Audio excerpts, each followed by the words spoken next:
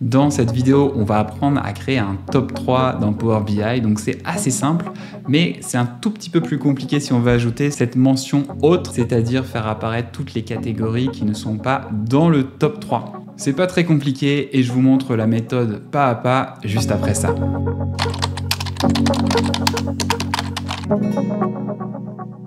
Je vous invite à télécharger ce fichier. C'est un fichier Power BI que vous allez pouvoir utiliser pour suivre avec moi pendant le tutoriel ou pour le refaire plus tard. Donc je vous mets le lien juste en dessous de la vidéo pour que vous puissiez le télécharger. La situation de départ est extrêmement simple. On a des catégories de produits ici sur la droite. Donc je vais simplement glisser ça sur mon rapport. On a également une table des mesures ici avec une mesure quantité qu'on va également activer sur le graphique.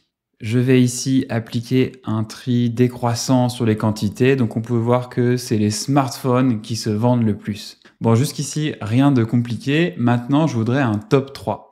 Alors premièrement, je vais dupliquer le visuel. Le visuel est sélectionné, on fait un CTRL-C, ensuite on peut faire un CTRL-V. Comme ça, on a une copie. Je vais changer la visualisation, donc par exemple un graphique à barre.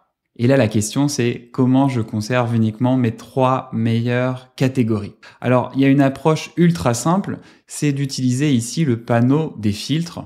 En effet, on peut appliquer un filtre sur les catégories. C'est pas un filtre de base, mais c'est le filtre qui s'appelle N premier.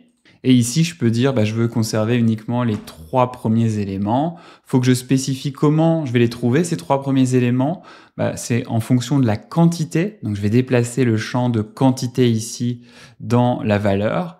Et on peut appliquer le filtre. Et effectivement, je retrouve bien mes top 3 catégories, les smartphones, les ordinateurs et la culture. Mais je trouve que le graphique de droite, il est un petit peu trompeur puisque toutes les autres catégories, elles ne figurent pas. Donc, les jeux, l'électroménager, etc.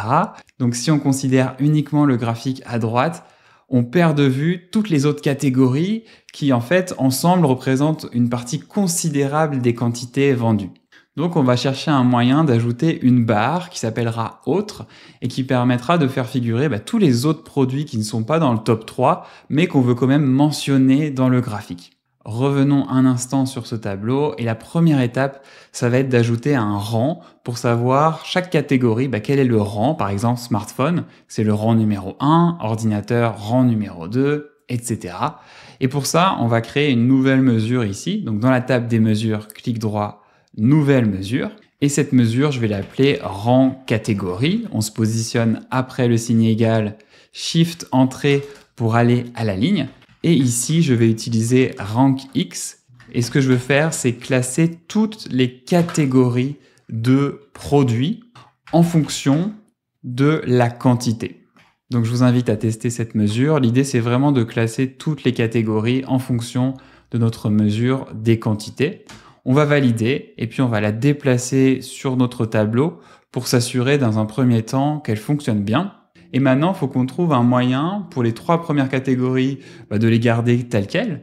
Mais pour toutes les autres catégories, on va les nommer autres catégories, ce qui nous fera une 4e option dans notre graphique.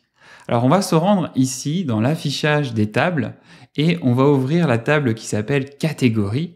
Et ce qu'on va faire ici, c'est qu'on va ajouter une colonne conditionnelle. Donc, dans le menu, il y a une option qui s'appelle nouvelle colonne. On peut aussi faire un clic droit sur la table et choisir nouvelle colonne. Et cette nouvelle colonne, je vais l'appeler catégorie rang par exemple. Et ce que je vais faire, c'est que je vais regarder si ma catégorie est dans le rang 1 à 3. Je renvoie la catégorie, pas de problème. Sinon, je vais renvoyer autre. Donc, je fais un if. Et ici, je vais regarder le rang catégorie. C'est la mesure qu'on a créée juste avant. Je vais regarder s'il est inférieur ou égal à 3. Si c'est le cas, je peux directement renvoyer le nom de la catégorie.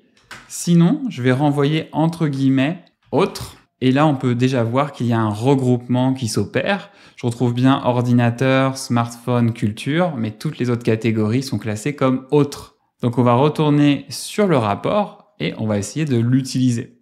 Donc, premièrement, je désélectionne tout. Dans catégorie, je retrouve ma nouvelle colonne qu'on vient de créer. Je vais la déplacer ici. Je vais lui ajouter la quantité, je vais le basculer en graphique. Et là, ça devient très intéressant puisqu'on retrouve bien notre top 3, smartphone, ordinateur, culture, mais on a une nouvelle barre qui apparaît qui nous renseigne sur le montant des autres catégories. Alors, on va affiner un petit peu ça. Premièrement, je veux pas que autres apparaisse tout en haut. Je préférais que ça apparaisse tout en bas. Donc, je vais utiliser ce menu ici, les options, et je vais changer le tri des axes. Je vais ajouter un tri sur le rang de la catégorie.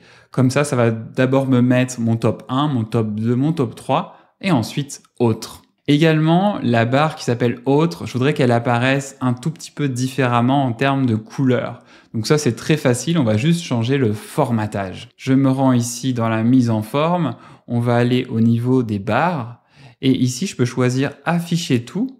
Et pour les autres ici, je vais simplement choisir un gris par exemple, et donc ça va mettre cette catégorie autre un petit peu en retrait. J'espère que ce tutoriel a été instructif. Faites-moi un feedback en commentaire, qu'est-ce que vous pensez de ce genre de thématique? Est-ce que vous voulez plus de tutoriels dans cette direction? Et je compte également sur vous, évidemment, pour liker, pour vous abonner et pourquoi pas partager cette vidéo. Allez, je vous retrouve dans la prochaine vidéo. Ciao!